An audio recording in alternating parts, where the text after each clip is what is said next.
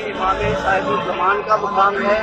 امام زمانہ روایات میں ہے کہ امام زمانہ جب بھی مولا حسین علیہ السلام کی بارگاہ میں حاضری کے لیے تشریف لاتے ہیں تو اس مقام پر ٹھہرتے ہیں۔ اندر امام زمانہ کا مقام بنا ہوا ہے جہاں پہ ہم سب لوگ زائرین جو ہیں دور کا نماز زیارت امام صاحب الزمان ادا کریں گے اور اپنی حاجات امام کی بارگاہ میں پیش کریں گے۔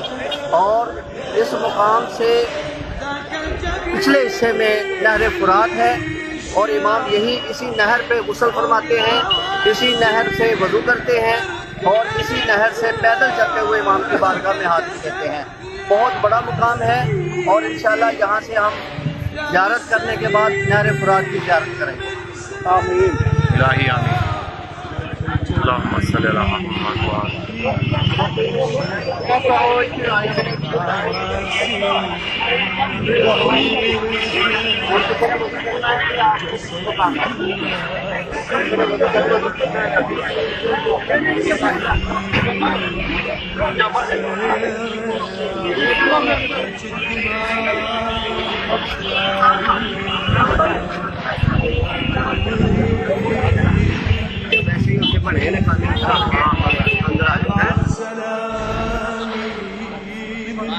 حركات عجيب، حركات خفيف، حركات يعني خفيف، حركات يعني خفيف، حركات يعني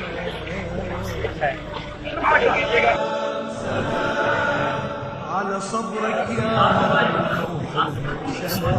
صبرك يا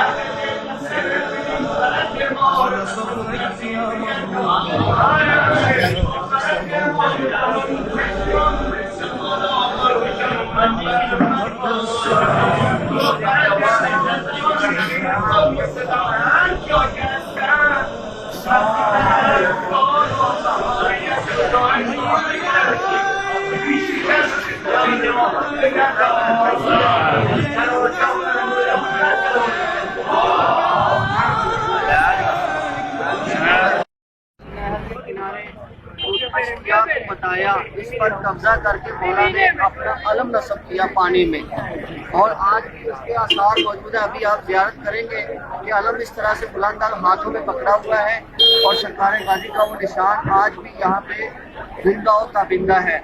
اور اس مقام پہ سارے زائرین آ کے بیٹھ کے مجلس کرتے ہیں، ماتمداریاں کرتے ہیں، اور حکم یہ ہے کہ جب بھی آپ مولا کی زیارت کے لیے جائیں تو اس نہر سے غسل کریں، کیونکہ اس کا پانی اس وقت جو ہے شہر کے پانی کے ساتھ مل گیا ہوا ہے، جس وجہ سے ہم یہاں غسل نہیں کرتے۔ میں جب 95 میں آیا تھا تو یہ کچی نہر تھی اور اس کا پانی صاف تھا، ہم نے یہاں پہ غسل کیا اور پھر مولا کی بارگاہ میں گئے تھے۔ اور جتنے بھی ائمہ تشریف لاتے رہے ہیں یہاں پہ مولا کی زیارت کے لیے یہاں پہ غسل فرماتے تھے۔